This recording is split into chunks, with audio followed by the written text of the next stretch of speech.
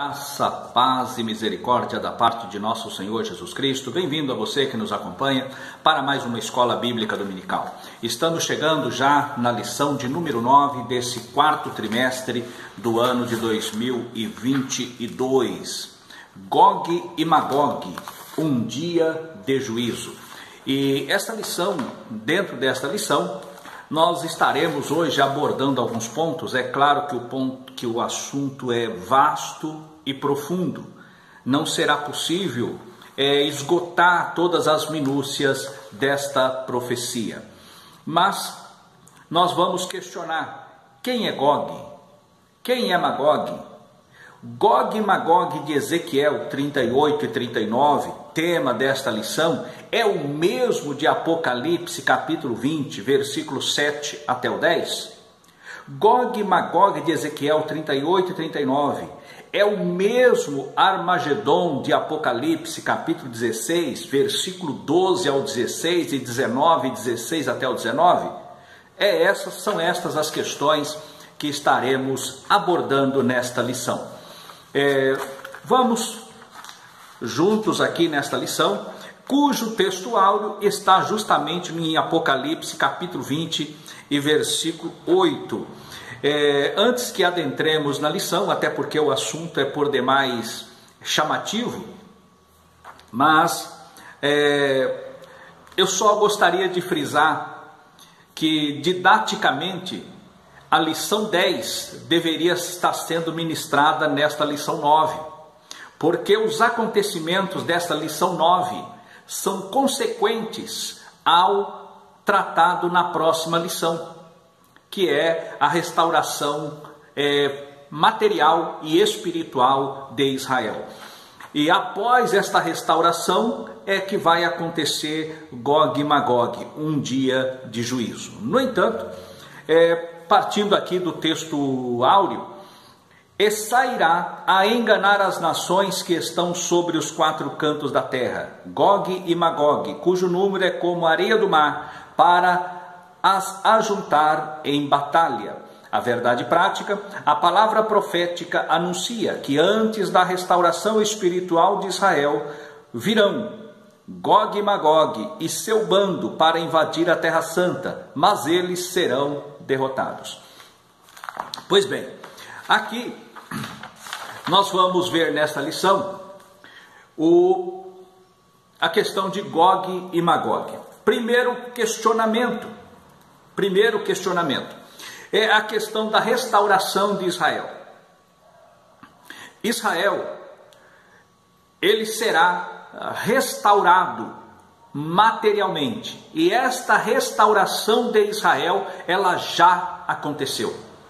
Israel foi restaurado, reconhecido como um Estado existente em 1947, em novembro de 1947, na Assembleia Geral da ONU, cujo voto de desempate foi dado pelo Brasil, reconhecendo Israel como um Estado independente.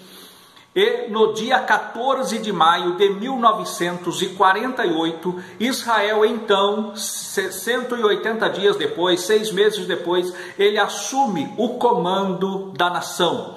Assim, no dia 14 de maio de 1948, Israel entra para a história como um Estado existente, renascido daquilo que foi das provas, das adversidades, que foi lançado pelo mundo. Pagaram a conta quando eles disseram acerca de Jesus, a Pilatos, que o sangue dele caia sobre nós e sobre os nossos filhos. Israel foi expulso de Jerusalém, foi expulso da sua terra no ano 70. Os judeus viveram espalhados pelo mundo, cidade destruída, e assim eles viveram mais de 1800 anos. Porém, começa o movimento sionista no século 20, e agora vem a Segunda Grande Guerra, onde o povo de Israel são martirizados, o é chamado o Holocausto, imposto por Hitler, pela sua política nazista de extermínio. No entanto, após o final da Segunda Guerra, com a derrota dos alemães em 1948, é criado então a nação de Israel, o Estado de Israel, aquela nação que existia sem uma terra. Agora ela pôde ser organizada em a partir de maio de 1948.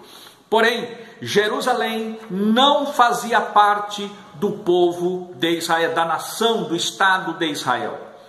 Mas em 1967, na Guerra dos 6 Dias, nós vimos ali no começo de junho uma grande guerra que o Israel foi cercado pelas nações, pela Liga Árabe, e ali, numa batalha que durou 6 dias apenas, Israel, no segundo dia, no dia 7 de junho de 1967, toma Jerusalém, para nunca mais sair dela. Então a nação, ela já está restaurada. A figueira já está produzindo os seus frutos. Os sinais da vinda de Jesus estão plenamente acontecendo hoje. Estamos na iminência do arrebatamento da igreja e do desencadear desses acontecimentos escatológicos que estaremos abordando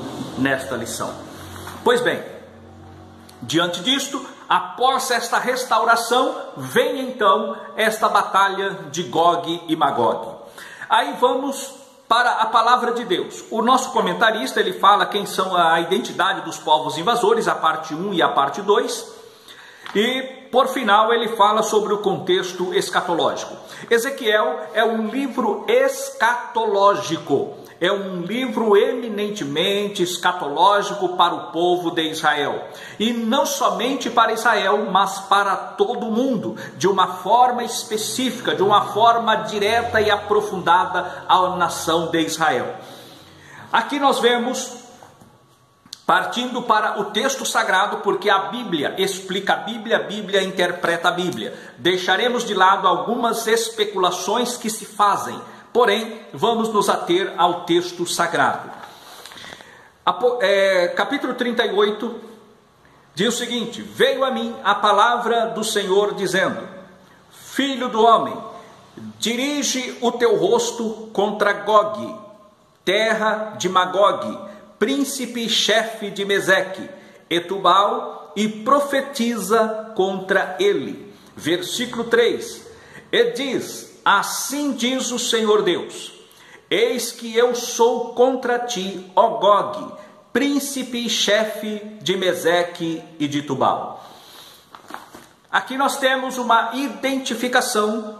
Antes do comentário, nós vamos para o capítulo 39, versículos 1, diz o seguinte: tu, pois, filho do homem, profetiza ainda contra Gog, e dize: assim diz o Senhor Deus: eis que eu sou contra ti, ó Gog, príncipe e chefe de Meseque e de Tubal.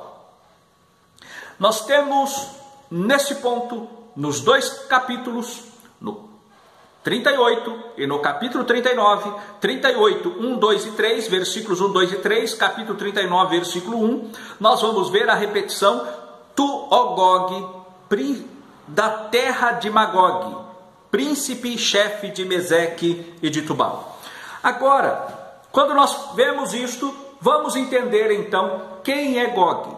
Gog aqui é uma pessoa. Gog é uma pessoa. Quem é Magog? Magog é uma região. Gog, uma pessoa. Magog, uma região. Gog, príncipe da terra de Magog. Olha só. Gog, terra de Magog, príncipe e chefe de Meseque e Tubal, e profetiza contra ele. Esse Gog é como se fosse um título de um príncipe, como os Césares de Roma, como os czar da Rússia, como os Kaisers da Alemanha, então o Shah lá do Irã. Então nós vemos aqui que é um título deste homem. E quem é este homem? Ele é o príncipe de um povo. E nós vamos encontrar desses povos que ele governa, ele comanda esses povos hoje. Quando o profeta ele entrega esta mensagem, não estava o mundo globalizado como está em nossos dias. Nesse tempo de mundo globalizado, nós vamos entender que existe um chefe de um grupo geopolítico. Por exemplo, aqui nós temos o Brasil, Argentina e Paraguai, que compõem o grupo do Mercosul. E a presidência, ela de quando em quando, é trocada a presidência deste Mercosul. Em outras palavras, o país que estiver no comando do Mercosul, o seu presidente, o seu líder, o seu chefe de Estado, este é chamado então, no linguajar bíblico, seria então o príncipe. Aqui, Gog é a pessoa e Magog é a terra, o grupo geopolítico. Nós vamos encontrar que este grupo geopolítico é formado por várias nações. Algumas nações compõem este grupo geopolítico. Então sabemos que Gog é uma pessoa, é o título dado a uma pessoa e um grupo. E a terra de Magog seria este grupo geopolítico governado, dominado, administrado, pelo menos no período, por esta pessoa do título Gog. Passamos a entender. Agora, para entender onde é esta região, qual seria esta região, isto falaremos ao final, porque para entendermos esta questão, qual seria essa região, nós teremos que ir para Gênesis, capítulo 10, a Tábua das Nações. Ali nós vamos entender os detalhes. Porém, quero eu ir para outra pergunta. Este Gog e Magog de Ezequiel 38 e 39 é o mesmo de Apocalipse, capítulo 20, versículos 7 a 10, de onde foi extraído o texto áureo? Não. Não é aquele do Apocalipse, capítulo 20, versículo 7 até o 10. Por quê? Quando nós vamos para o Apocalipse, no capítulo 20, nós vamos encontrar, com riqueza de detalhes, que nós estamos vivendo o milênio no capítulo 20. É no final da grande tribulação. É pós o período tribulacional, começa então o milênio. E no final do milênio é levantado então, Satanás é solto e vem esta última rebelião. Porque lá no capítulo 20, no começo, nós vamos ver que Satanás foi amarrado por 1000 anos. Versículo 2 do capítulo 20, e ele prendeu o dragão, a antiga serpente, que é o diabo e Satanás, e amarrou-o por 1000 anos. Versículo 7, isso no versículo 2 do capítulo 20, no versículo 7. E acabando seus 1000 anos, Satanás será solto da sua prisão e sairá a enganar as nações que estão sobre os 4 cantos da terra, Gog e Magog, cujo número é como a areia do mar, para ajuntar em batalha, e subiram sobre a largura da terra, e cercaram o arraial dos santos e a cidade amada. E de Deus desceu fogo do céu, e os devorou. E o diabo e os que enganavam foi lançado no lago de fogo e enxofre, onde estão a besta e o falso profeta, e de dia e de noite serão atormentados para todo o sempre. Então aqui nós vemos que essa expressão do Apocalipse, Gog e Magog, é uma expressão metafórica, porque ali é o levante de Satanás, é o último levante contra Deus, que ele vem na largura da terra para cercar Jerusalém, e eles de fato chegam e cercam, e Deus destrói Satanás, o comando é Satanás. Por que usa então a expressão Gog e Magog? Porque na verdade este Gog, neste projeto, ele será insuflado por Satanás. Ele agirá insuflado por Satanás, a sua mente tomada pelo diabo.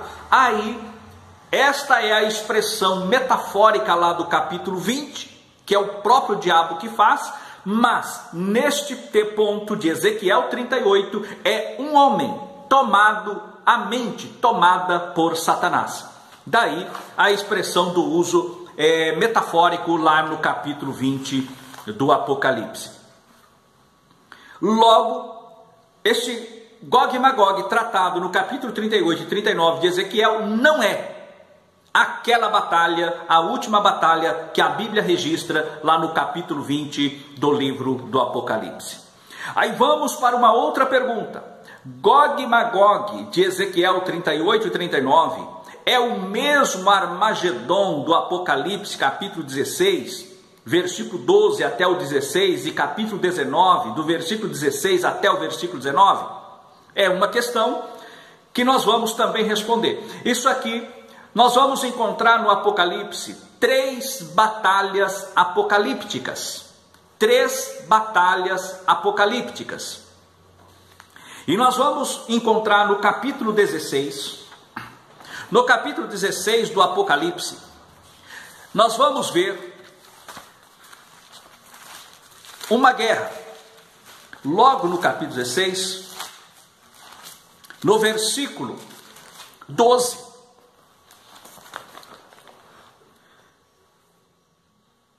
E o 6º anjo derramou a sua taça sobre o grande rio Eufrates, e a sua água secou-se, para que se preparasse o caminho dos reis do Oriente. É um ataque que vem a Israel do Oriente. Aí nós vamos ver no versículo 13, que lá no capítulo 12, no versículo 12, o anjo toca a 6ª trombeta, a 6ª taça da ira, ou melhor dizendo, a 6ª taça da ira. E da boca do dragão, e da boca da besta, e da boca do falso profeta, vi sair 3 espíritos imundos, semelhante a rãs. Aí no versículo 14, o Senhor faz uma advertência. Ele mostra, porque são espírito de demônios, que fazem prodígios, os quais vão ao encontro dos reis da terra e de todo mundo, para congregar para a batalha naquele grande dia do Deus Todo-Poderoso. Então é um espírito de demônio que sai do falso profeta, que sai do anticristo e que sai também do dragão, para enganar os povos. Aí no versículo 15 o Senhor faz uma advertência. Esta palavra é para os fiéis, essa palavra é para Israel. Eis que venho como ladrão. Bem-aventurado aquele que vigia e guarda as suas roupas, para que não ande nu e não se vejam as suas vergonhas. E congregaram no lugar em que hebraico se chama Armagedon. Aqui está falando Armagedon. Então esta batalha do Armagedon, que depois para aqui, ele faz um relato e segue-se a 7ª taça, e segue-se falando no capítulo 17, segue no capítulo 18, mas no capítulo 19, aquela expressão que fala, eis que venho sem demora, o Senhor vem agora no capítulo 19. O Senhor se manifesta no capítulo 19 do Apocalipse. E aqui, no capítulo 19, é a continuidade desta batalha traçada no capítulo 16. Ela volta, aquele assunto da batalha, ele é retomado em Apocalipse capítulo 19, no versículo 16. E no manto, e na sua coxa, tem escrito este nome: Rei dos reis e Senhor dos senhores. Aqui é que ele vê os céus abertos, o Senhor desce, e na sua coxa, na coxa está escrito Rei dos reis e Senhor dos senhores. E vi um anjo que estava no sol, e clamou com grande voz, dizendo a todas as aves, aqui está falando da destruição que ia ter. Então esse anjo, ele convoca os animais para comer da carne dos reis e do seu exército. Aí nós vamos encontrar no 18, para que comais as carnes dos reis, e a carne dos tribunos, e a carne dos fortes, e a carne dos cavalos, e dos sobre os que eles assentam, a carne de todos os homens, livres e servos, pequenos e grandes. E vi a besta e os seus reis da terra, e os seus exércitos, reunidos para fazerem guerra àquele que estava assentado sobre o cavalo e ao seu exército. É aqui que Jesus, ele vai destruir a besta. É aqui que ele vai destruir o falso profeta. É aqui que ele vence a batalha e amarra Satanás por 1000 anos. Esta é a batalha do Armagedon, que é tratado no Apocalipse. Então a batalha do Armagedon e aquela do capítulo 20, que fala Gog e Magog, é a batalha do próprio Satanás. Aqui é o espírito de Satanás usando a trindade satânica para confrontar ao Senhor Jesus. E ele avisa, eis que presto venho. Mas no capítulo 16, no capítulo 19, ele não avisa, ele desce para dar livramento a Israel. Assim nós podemos dizer que Gog e Magog do capítulo 20 e o Armagedon do capítulo 16 e capítulo 19 não é esta palavra profética traçada nesta lição que estamos a comentar no capítulo 38 e no capítulo 39 do profeta Ezequiel. As batalhas apocalípticas, aquelas duas batalhas, não fazem parte desta profecia. Então, o que seria esta profecia então? Nós podemos fazer uma menção do que está escrito no livro do profeta Jeremias, capítulo 46, e no versículo 10. Porque este dia é o dia do Senhor Deus, dos exércitos, dias de vingança, para ele se vingar dos seus adversários. A espada devorará e fartar-se-á e embriagar-se-á com o sangue deles, porque o Senhor Deus dos exércitos tem um sacrifício na terra do norte, junto ao rio Eufrates. Esta batalha de que fala aqui o rio próximo ao rio Eufrates, que é traçada aqui pelo profeta Jeremias, nós podemos ver que é uma referência ao Armagedon, a batalha do Armagedon. Por quê? Porque a palavra Armagedon, ela é de origem grega, E para que nós possamos entender, é uma frase hebraica, Har Megido, que significa Monte Megido. Armagedon é apenas mais um exemplo de transliteração que aparece no modo greco-romano. Por exemplo, antes de ser transliterada para o grego, a palavra Capernaum foi por muitos séculos apenas Cafarnaum, que significa aldeia de Naum. Assim é essa batalha do Armagedon, que tem a ver com o Megido. Então a palavra, essa profecia de Ezequiel 46:10, de Jeremias 46:10, tem a ver com o Armagedon, e não com Gog e Magog, tratado no capítulo 38 e 39 do profeta Ezequiel. Pois bem, para que nós possamos então entender, já que não é o Armagedon do capítulo 16 e do capítulo 19 do Apocalipse, não é o Gog e Magog do capítulo 20, então onde se encaixará esta batalha? É aí que nós vamos responder no final. Mas vamos, primeiramente precisamos entender a Tábua das Nações. Para a antropologia bíblica ela vai nos trazer, e ela se pegam ali no capítulo 10 do livro de Gênesis. No capítulo 10, do versículo 2 até o 4, nós vamos encontrar: os filhos de Jafé são Gomer, Magog. Gomer, Magog. Aí vem outros nomes: Madai, Javã, Tubal, Meseque, Tiras. Os filhos de Gomer são Arquenaz, Rifate e Togarma. Guarde esse nome, Togarma. Os filhos de Javã são Elisã, Tarsis, Quitim e Dodanim. Os filhos, no versículo 6 do capítulo 10 do Gênesis, e os filhos de Cão são Cuxi, Misraim, Puti e Canaã.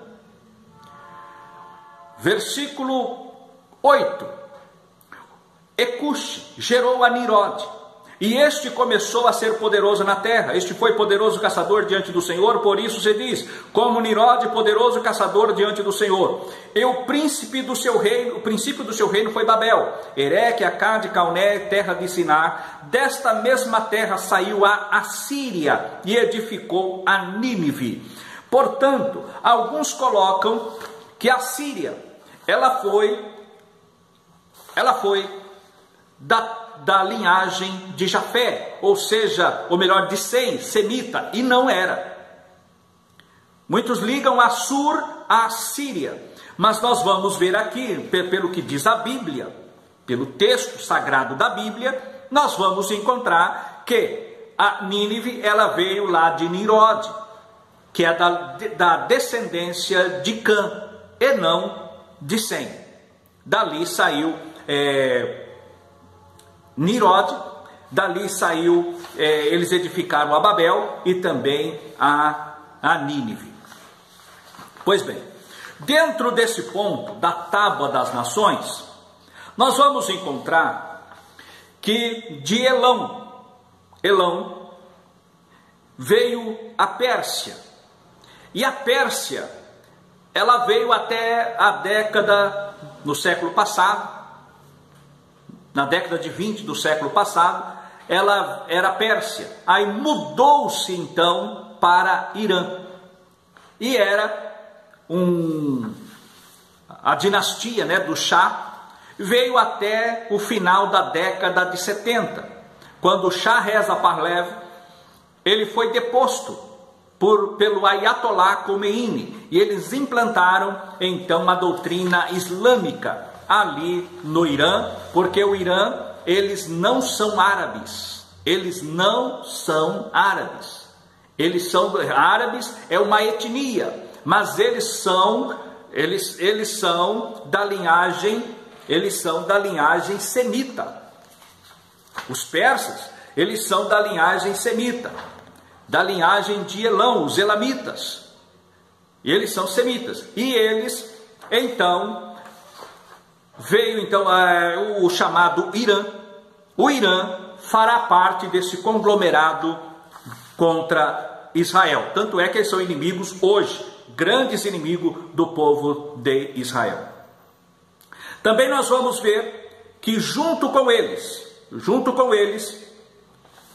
pelo texto aqui, que nós vamos encontrar em Ezequiel 38, nós vamos encontrar os reis que virão juntamente com Gog, príncipe de Magog.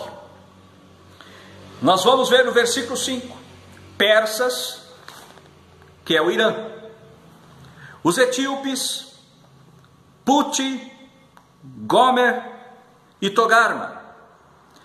Agora, Togarma, ela vai ajudar na batalha, cedendo soldados para combater contra Israel. E a Togarma, alguns colocam que são da Rússia, inclusive o nosso comentarista, que de Tobolsk, na Rússia, né, faz uma colocação que eu quero ler aqui, da nossa lição, para não deixar desmerecido, né? Ele diz o seguinte, que Meseque, alguns faz ligação com Moscou, e Tobolsk, Togarma com Tobolsk, cidades russas. Com devido respeito, apreço e consideração que tenho, mas eu entendo que Togarma está mais Porque muitos falam assim, mas é o norte, aqui está falando do norte. E a Rússia está no norte, está realmente no norte. Porém, Togarma, ela está mais ligada à Turquia. Porque a Turquia é o centro que une 3 continentes, 3 posições. Ela une a Ásia, a Europa e a África.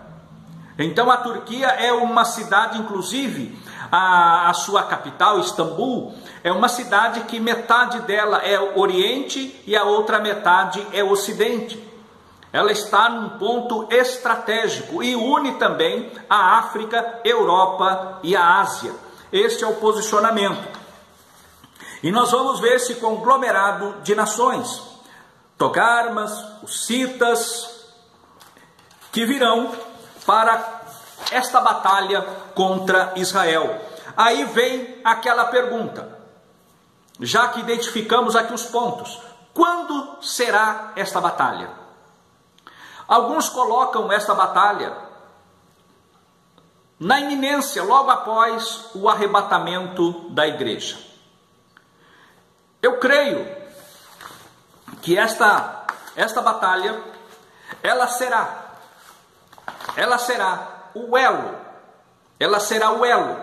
para unir aquele programa de paz do anticristo, que fará uma aliança de paz por 7 anos, e vai unir a questão política, vai unir a questão religiosa. A política e a religiosa se unirão e formarão uma aliança, que formarão os pés da estátua, vista a estátua de Daniel, e unirá Israel com as demais nações, naquele pacto de 7 anos, porque a estátua, para os pés, parte de barro e parte de ferro, vai formar a política e a religião. Política e religião unidas, mas não da liga. E é neste momento desta batalha de Gog e Magog, que penso eu, alguns colocam para o final da grande tribulação. Eu entendo que será no começo da grande tribulação, logo após o arrebatamento da igreja, deflagrará, ou no meio desta guerra, ou logo após esta guerra, terá o arrebatamento da igreja. E aí virá o concerto de paz por 7 anos. E neste concerto, Israel, o anticristo, se manifestará para fazer esta aliança de paz em meio a esta guerra. A igreja será arrebatada momentos antes da guerra, ou no início dela, ou no final dela. A igreja será arrebatada neste conglomerado, nesta confusão bélica que se instaurará. A igreja será arrebatada aí. Aí será o pacto do anticristo por 7 anos. No final, no meio da semana, ele romperá com Israel.